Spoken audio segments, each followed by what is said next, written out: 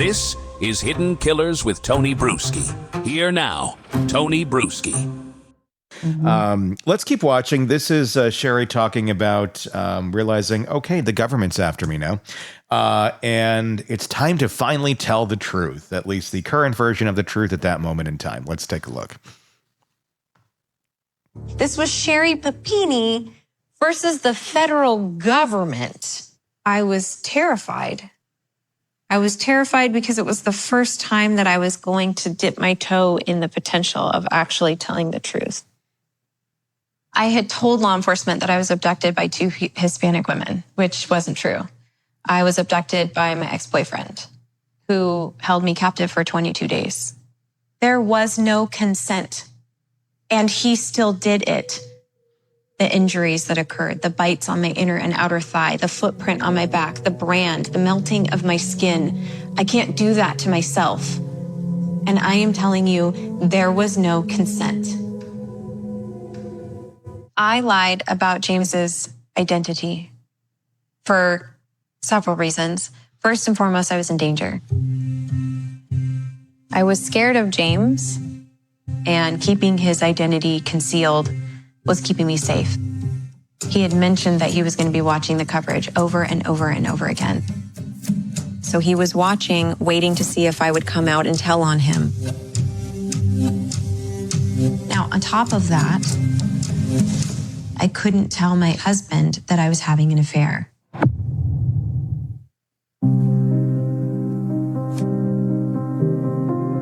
I know in pictures it looks beautiful and it looks perfect and it gives that image that we were an amazing couple, but we had problems, both of us. You know, both of us were really immature and we both participated in some pretty toxic behaviors. I never physically cheated on my husband. It was engaging in conversation with someone that turned into more emotional intimacy. And that's what I was getting from James. James and I had dated back in 2003, long before I married Keith.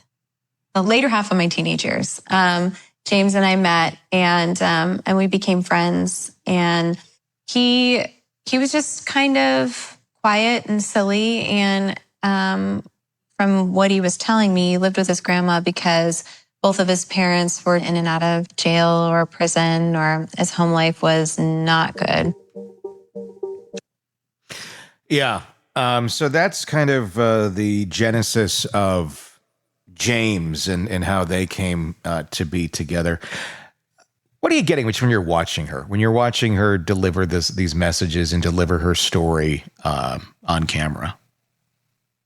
She is a very good actress. I mean, and I'm not saying that none of this is true. I'm sure this is based in reality for her, but she's very genuine in how she presents herself. And when we see footage of her, when we know she was lying, she's very genuine when she does that. And she wants to craft a narrative now that changes everything from what she had said originally. And I have always thought it was odd that this James character was not looked at more closely and that no criminal charges were brought against him. That never did make sense to me. I do find it odd. I do believe they did investigate him a bit, though, but I don't think they found anything to be credible. So, I mean, it's quite a leap here that she's going out on television and saying, these are harsh accusations against James, that he did all of these things to her. I don't know what's going to happen of that, if it's going to get litigious and he's going to go after her, for making these claims. He'd have to, of course, prove that they're not true. And she would have to prove that they are true. And I don't know that either of them have the ability to do that. She has been seeing a psychiatrist, a psychologist for quite some time. He diagnosed her with something that's not even recognized in the DSM, self-defeating personality disorder. It's not in there. Yeah, I mean, there's a lot of things that are in there that I think she probably checks the boxes for. Obviously, we can't diagnose her here on this program. But obviously, if you're to look at traits, there's a lot of cluster B, narcissistic things going on, histrionic, borderline, all of that fun stuff. So what is self-defeating personality disorder? Why would someone say that when it's not even a true diagnosis? And I had to look it up because it goes back to 1987 when it was originally put in the appendix of the Diagnostic and Statistical Manual as something that they thought could be looked at further to see, is this really a thing? So it was a proposed personality disorder. It never made it into the book. It's certainly not in the book now. But it describes individuals who consistently engage in behavior that leads to failure, mistreatment, or disappointment, even when better options are available. So just in a very general kind of way, I think we can say a lot of people are self-defeating. Yeah. Is she self-defeating? Certainly, but she's a lot more than just that. And her psychologist in the show, I believe, said that he also saw and had been treating her for histrionic traits. Well, histrionic personality disorder is in the book. And I think we can all say that that's a lot closer of a fit, or more specific in her case. That's the attention seeking, the constant need to be the center of attention, may use drama, emotional displays, or provocative behavior to remain in the spotlight, exaggerated emotions, displays of emotions that may be very big, but they're not very deep. So their emotions tend to shift rapidly and lack depth. Now, this is a big one. Inappropriate seductiveness or flirtatiousness uses physical appearance or sexually suggestive behavior to gain attention, even in non-romantic settings. And I think when you look at her history, before the incident where she disappeared, whether you want to call it an abduction or the disappearance, she had been engaging in text affairs with apparently multiple men for ages, which is why Keith came up with this kind of weird postnuptial agreement that if she had a relationship with someone else, that she would immediately be cut out of the property in the marriage. Just a lot of strange things. But I think there's this constant flavor of attention seeking from men and using sexuality for that. That seems to be the core issue for her. What surprises me is when her husband at the time brought that up and said, look, I'm giving you a second, third, whatever number chance it was at that point. But if you cross this line, there are consequences to your actions. She seems baffled that there's going to be consequences to those actions. So when she crosses that line, she's very offended. And, she feels like she's repressed because he put these parameters out in our relationship. Number one, you probably shouldn't still be in the relationship if you have to put these parameters out. Right. But they did. But the fact that she's shocked by that someone would put those parameters out, or even describe it as being abusive. It's like, what do you expect? I mean, when someone's been abused and cheated on time and time again by you, Sherri, and they're finally putting their foot down and saying, here's my boundary. And it's very clear. If you do this again, anything here, you're not just going to walk away and take half of everything and go be along your way because you're going to do whatever you want to do. No, here are rules. If you violate them, this is what will happen. I mean, she could have gotten out of that relationship. They could have gotten a divorce then and said, okay, let's split things up fairly, but let's just do what normal, healthy couples do. Let's not cheat on each other. And if you do, you're not going to get anything. Yeah. I think it's fair. If I had been his therapist at that point, I would have said, you don't need to be in a relationship with a woman that you feel you have to do this sort of thing with, because that's not the foundation for a good relationship. No, if you're ever going to be in a relationship and you have to have that sort of a stipulation that you're bringing up in after you've already gotten married, it's like, this might be not good. A great Not help. good. Let's take a look at some of this. Her basically kind of trying to normalize the cheating and find some ways of kind of justifying it in her own mind. Let's take a look at how she attempts to do that. I want to have a partner that's engaged in the participation of something with me. And I was so desperate for that, and I didn't know how to find that in my marriage. I didn't know how to get that.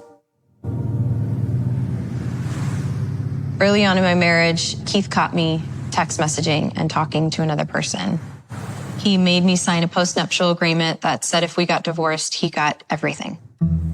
That's the black and white terms of the postnuptial agreement. And Keith had said, if you cheat on me, if you step out in any way, if you do something that displeases me, I will get everything. I'll leave you with nothing and you will be worthless. His exact words were that I was going to end up living under a bridge.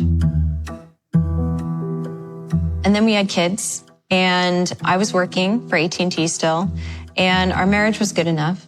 And then in 2016, I was laid off. And the dynamic of our marriage shifted. He had the job, so he was allowed to go and do whatever he wanted to do. I was the one that stayed home with the kids. And then it became, Keith is now in charge of my life, and he's in charge of my social circle. And then slowly but surely, my social circle kept dwindling. At that time, Keith had instated a new rule that I wasn't allowed to talk to him at night. Like I literally was a ghost. Or I would try to talk to him and he would turn the TV up. James and I had reconnected a few months before I left my job because there was a death in his family. And it was just talking through phone and text messages. Mostly text messages. My emotional affairs were just about having someone that I could relate to, that I could talk to. It was not sexual. James was someone that was actually listening to me and hearing me, and that's what I needed. I'm managing a situation where I'm secretly talking to James and I'm still in my marriage. Here's how we keep it a secret. By having a secondary phone that Keith is not going to check so that I could continue engaging with James. The FBI stance is that I was planning a secret hoax kidnapping, which couldn't be further from the truth. The truth is that I was concealing an affair from my husband. My husband, who is threatening to take everything from me if he found out that I was having any involvement. Yeah. There was a lot in there.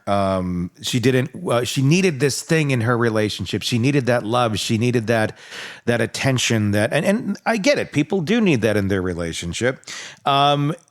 But there was a laundry list of things that she put out there that she's claiming that Keith wasn't giving to her. And it seems to contradict a lot of reality of what he's said in previous interviews. He doesn't have the pattern of lying about everything to preserve himself. She does. So there's a little thing called projection that feels like that might have been going on in that clip there, where she's referring to a lot of things, her thoughts, feelings, behaviors, and maybe saying that he was doing those things when I'm going to guess it was probably a bit more her. I don't know. What are your thoughts on all that? Well, the first thing that jumped out at me, this whole problem with her having, affairs over text with other men, and this postnuptial agreement happened before they had kids. Mm-hmm. Before. It's pretty easy to undo a marriage before you have kids. And they still chose to come up with this rather unusual situation where she was basically in the marriage because she was threatened she would lose her economic status if she got out of it. But she doesn't take responsibility for anything. No. It's Keith is doing all this to her somehow. And I think if I were working with her in therapy, I would certainly come back to the place of agency. Yeah. That she has had a lot of power over her choices here, rather than always giving that power away to someone else who's controlling her, manipulating her, doing things to her. But is that even reality? Are other people sitting there manipulating her, controlling her, and doing things to her? Or is it her doing that to other people? Because the track record sure seems to be the latter. Want more on this case and others? Then press subscribe now and don't miss a moment of true crime coverage from Tony Bruschi and the Hidden Killers podcast.